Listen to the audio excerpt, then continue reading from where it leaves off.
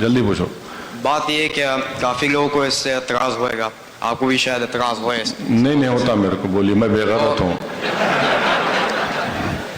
आप पाकिस्तानी मुसलमान को भाई समझते हैं या नहीं समझते?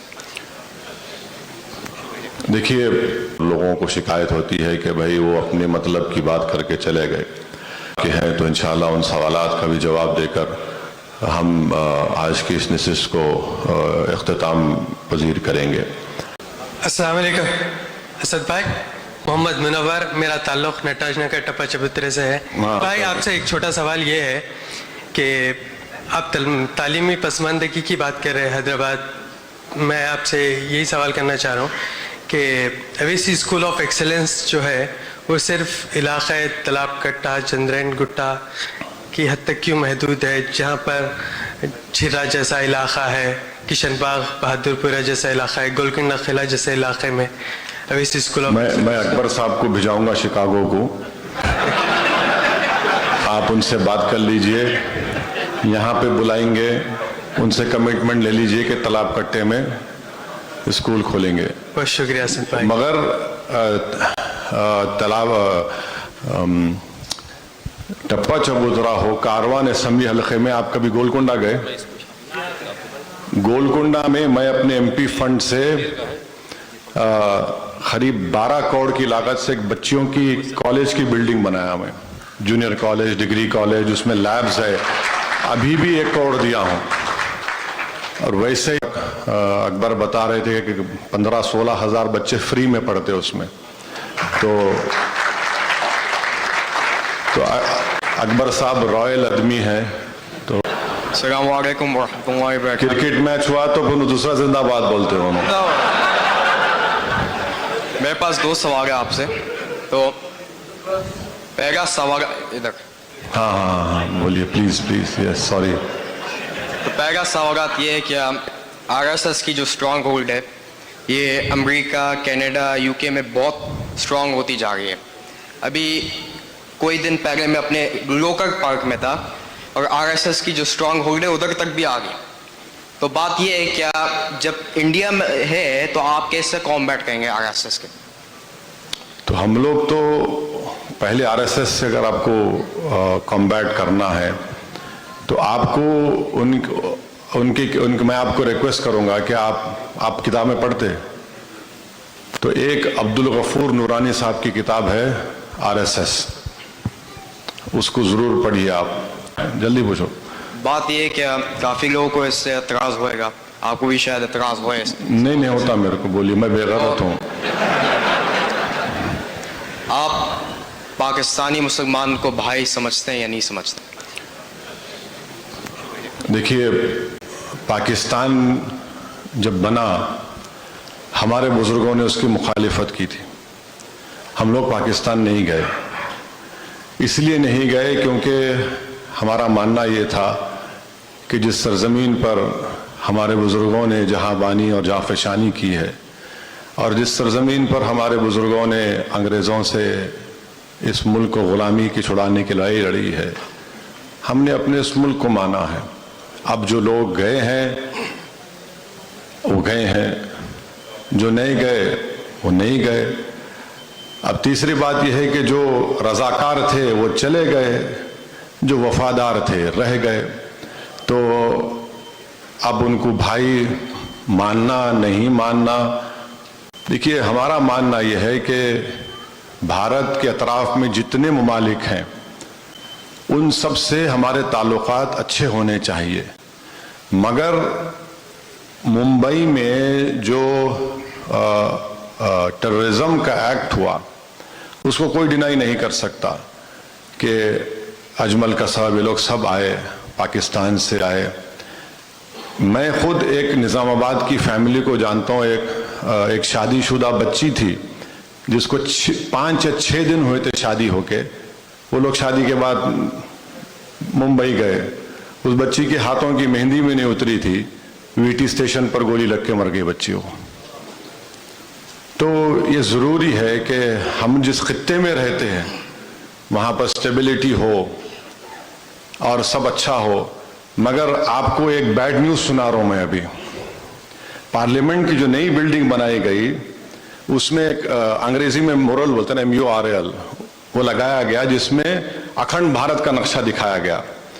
उसमें पाकिस्तान भी आ गया, बांग्लादेश भी आ गया, भूटान भी आ गया, अफगानिस्तान भी आ गया। तो मैं बीजेपी वाले बोला मुबारक भाई जल्दी चलो। बोले क्या तमाशा है? बोला है आप लगा दिए अखंड भारत का।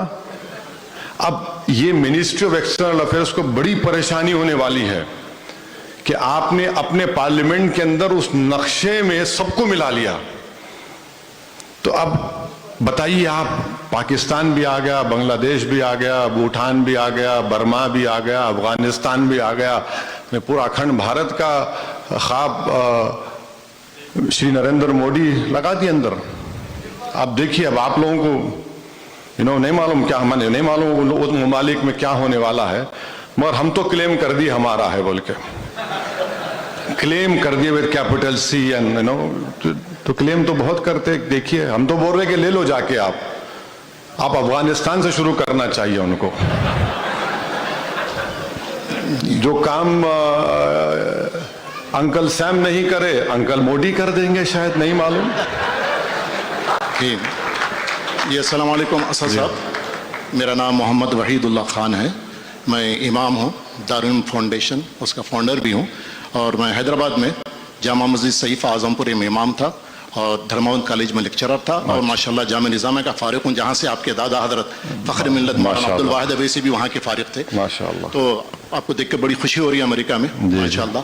तो मेरा सबसे पहले आपको एक मुबारकबाद देना चाहता हूँ कि अल्लाह सुब्हानहू तआला ने आपको सवाल कर ले, आप दुआ दीजिए दिल में, सवाल कर लीजिए। हाँ, अच्छा रहेगा, सवाल कर सकते। सवाल ही है मेरा, तो रियासत तेलंगाना में आपको अल्लाह सुब्हानहू तआला ने बादशाह घर का मौक़िफ़ दिया है, किंग मेकर का मौक़िफ़ दिया है।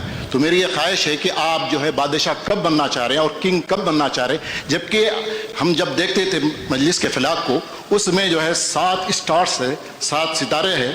तो हमारी ख्वाहिश, वो 7 सितारे कुछ और माने हैं। अच्छा। वो MLA के नहीं है। आप खुदा के लिए 7 पर लिमिट मत करिए मेरे को, मैं और बढ़ना चाह रहा हूँ। इसीलिए तो मैं ये कह रहा हूँ। तो हम जब देखकर ये समझते थे कि माशाल्लाह 3 थे तो 5 हुए, 5 से 7 हुए, 7 पर आके रुक गए। तो हमारे को ये जहन में आ रहा, पहले एक ही था, एक ही था, ये तो पता है जी। 62 में जी तो पत्थरगट्टी से ये सालार आए थे माशाल्लाह। तो अब ये है कि माशाल्लाह आपका आशीर्वाद कांग्रेस को रहा, तो माशाल्लाह कांग्रेस वहाँ पर हुकूमत करती रही। अभी रेवंत रेड्डी साहब हमेशा ये कहते हैं असद भाई हमारा साथ। नहीं, मैं आपसे रिक्वेस्ट कर रहा हूँ, आपका आशीर्वाद मेरे साथ रहे बस। अच्छा, उसका उनका जाने दीजिए माशाल्लाह। तो दूसरा मेरा ये है कि आपसे क्वेश्चन ये है कि माशाल्लाह आप जो है हिंदुस्तान में जाकर ख़ास तौर पर यूपी में 100 सीटों पे आपने इलेक्शन लड़ा माशाल्लाह। आप जो है कुल हिंद मजलिस इत्तेहादुल मुस्लिमीन आपकी पार्टी का नाम है, यकीनन जाना चाहिए। लेकिन मुखालिफिन ये कहते हैं कि आप हैदराबाद दक्कन के अंदर रियासत तेलंगाना में सिर्फ 7 सीटों पे लड़ते हैं, जबकि मैं समझ गया सवाल, बहुत पुराना सवाल है इसका। कितने सीट है तेलंगाना में असेंबली के? 119 हैं। यूपी में कितने हैं? 400। बिहार में कितने हैं? हाँ, 119 में 8 लड़े, 400 में अलायंस का हिस्सा थे हम बाबू सिंह कुशवाहा साहब के साथ, हमको सीट दी लड़े। बिहार में हम लोग 19 लड़े। अब अच्छा, अब मैं तेलंगाना में मिसाल के तौर पर हुज्जत के लिए अभी फैसला नहीं, मैं लड़ रहा हूं, इतना दर्द शुरू हो जाता, इतना तकलीफ हो जाती। देखे मियाँ यहाँ भी सौदा कर लिए, अब देखो मियाँ देखो, अरे भाई सौदा करे तो भाई, मैं तो लोग जो मेरे को बोलते हैं, मैं बोलता हूँ भाई इतने में हुआ, मिला भाई 5% मेरा 95 आपका ले दो, ला के दो मेरे को, कुछ तो दो। तो हमारी पार्टी की एक स्ट्रेटेजी है, हम स्ट्रेटेजी के मुताबिक काम करेंगे। हम पूरे 3 पार्लियामेंट पे अच्छा लड़ेंगे, किशनगंज, औरंगाबाद, हैदराबाद, और भी यूपी में हम देखेंगे, बिहार में भी देखेंगे। तेलंगाना में 24 दिसंबर में होंगे इलेक्शन, तो हम कोशिश करेंगे इंशाअल्लाह ताला अच्छा करने के लिए। तो मैं इस बात से को मानने को तैयार नहीं हूं कि इन पे आशीर्वाद रखो, उन पे आशीर्वाद रखो। नहीं, मैं ऑनेस्टली बोल रहा हूं आपको। और फिर ये देखिए, नहीं, पॉलिटिक्स देखिए, डेमोक्रेटिक पॉलिटिक्स में किंग मेकर नहीं, किंग बनना ये सब ठीक है, मगर पहले आपको अपनी ताकत दिखाना पड़े। देखिए, आपकी ताकत रहेंगी तो सब करेंगे। आज तेलंगाना में अगर 70,000 मुस्लिम बच्चे बच्चियां रेजिडेंशियल स्कूल में पढ़ रहे हैं फ्री ऑफ कॉस्ट, क्लास 6 से क्लास 12 तक, आपकी सियासी ताकत है। गवर्नमेंट से आप खुलाए वो, मैं अच्छी तरह मालूम मेरे को। जब ये स्कूल हमारी मीटिंग हुई थी सीएम से, हम बोले काम करो आप, कई मीटिंग हुई, उसके बाद ये तय करे, आज ये फ्री में पढ़ रहे। और करने की जरूरत है, बहुत करना है उनको, और गलतियां भी हैं उनके, वो भी हम बोलते हैं, और बोल रहा हूं अभी मैं, तो अब देखेंगे क्या होता है। और वो उनकी फिक्र मत करिए, वो लोग जो बोलते ना, मेरे कोई फर्क नहीं पड़ता। मैं तो बोलता हूँ कि जो इस तरह की बात करता हूँ, बोलता हूँ भाई आपको अल्लाह के हवाले कर दिया, मैं बहुत अच्छा है, बोलो आप जितना बोलना है बोलो। क्योंकि बास चीज़ों का जवाब जो है आप, मैंने बल्कि पूरी चीज़ों में जवाब आपको हमको अल्लाह को देने का है। और अल्लाह का करम है कि अल्लाह हमारा मालिक है, इन्हों नहीं है कि इन्हों कोई खाना लिख के देने वाले हैं, यहाँ जा रहे हैं वहाँ जा रहे हैं, वो फर्क नहीं पड़ता, बोलते रहते। वो बोलना उनका इख्तियार है, जिद्दोजहद करना मेरा काम है, मैं जिद्दोजहद करते रहूँगा इंशाअल्लाह। एक सवाल तहरीरी है कि गैर दस्तावेजी तारिकीन वतन को दुरुस्त पासपोर्ट की अशद ज़रूरत है। अगर पासपोर्ट न मिल सके तो जनरल कौंसल जनरल से दरख्वास्त है कि शनाख्ती कार्ड जारी करवा सकें, जैसे कि मैक्सिको और दीगर ममालिक ने किया। क्या आप इस मसले को पार्लियामेंट में उठाने में मदद कर सकते हैं? नहीं, गैर दस्तावेजी का मतलब आप लोग यहाँ पर ओवरस्टे कर चुके हैं, उसका मतलब वही है। आप अनडॉक्यूमेंटेड नहीं, पासपोर्ट पहले था नहीं था माने रह गए, पसंद आ गया शिकागो बोल के, ठीक है। तो जब ओवरस्टे करे तो पासपोर्ट तो खत्म हो गया, पासपोर्ट को रिन्यू करने का है।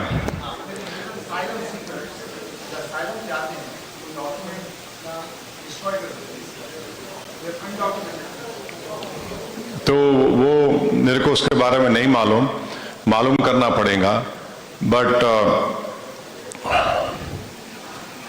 जो लोग अगर इंडिया की सिटीजनशिप छोड़ते तो वो लोग सरेंडर करना पड़ता पासपोर्ट, वो मेरे को मालूम, एक प्रोसेस है। मगर आप जो सिनारियो आप बता रहे,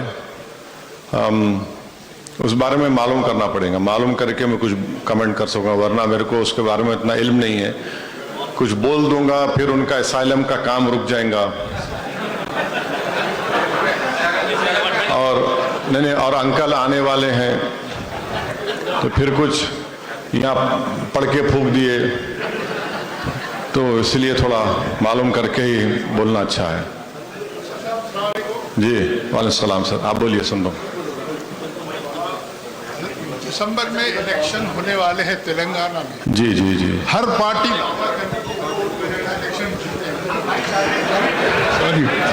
पार्टी ये दावा कर रही कि वो इलेक्शन जीतेंगे। और करीब करके बोलिए आप। हाँ, तो आपका क्या प्रेडिक्शन है इसमें कि कौन सी पार्टी बरसरे इख्तिदार आएगी? नहीं, मैं तो ये चाह रहा हूँ कि पहले मैं जीत जाऊं, मजलिस जीत जाए, उसके बाद देखेंगे। नहीं, मैं ऑनेस्टली बोल रहा हूँ आपको जी।